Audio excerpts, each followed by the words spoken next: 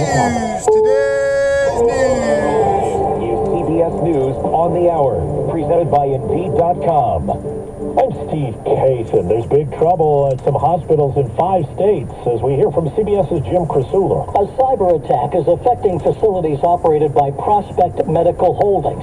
It has hospitals and clinics in California, Texas, Pennsylvania, Connecticut, and Rhode Island. Ambulances are having to be diverted, and things like elective surgeries and outpatient appointments have had to be canceled. A reenactment of an awful day at the high school in Parkland, Florida, where a gunman killed 17 people in 2018.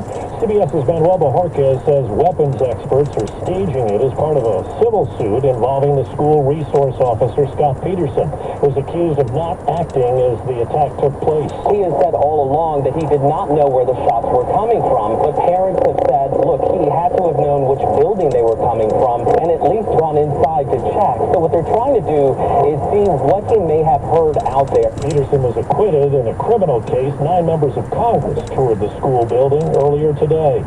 In New York's Gilgo Beach murder investigation, DA Ray Tierney says some remains dating back to 1996 have been identified as Karen Vergata. The FBI was able, via a genetic genealogy review, to identify Ms. Vergata as Fire Island Jane Doe. The Gilgo Beach suspect has been charged with 3 killings and is the prime suspect in a 4th.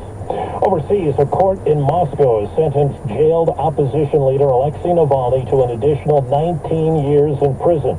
Reporter Mary Ilushnia. They're accusing him of essentially creating an extremist community organization inside of Russia. And they refer to his anti-corruption foundation and his regional headquarters that were all shut down in 2021. Political and court calendars jam up for former President Trump. CBS's Robert Costa covered his arraignment yesterday on federal charges. The judges set the next hearing for August 28th. That's 5 days after the upcoming first Republican primary debate. Trump has not yet said whether he will attend, though he has said he's leaning against it. It's been hot on land, we all know that, shattering records, and in the water too, as we hear from CBS's Cammie McCormick. The European Union Climate Observatory says the world's oceans set a record temperature in the past week of nearly 70 degrees. That is far above the average for this time of year. The previous record was set in 2016. The government says employers added 187,000 jobs last month.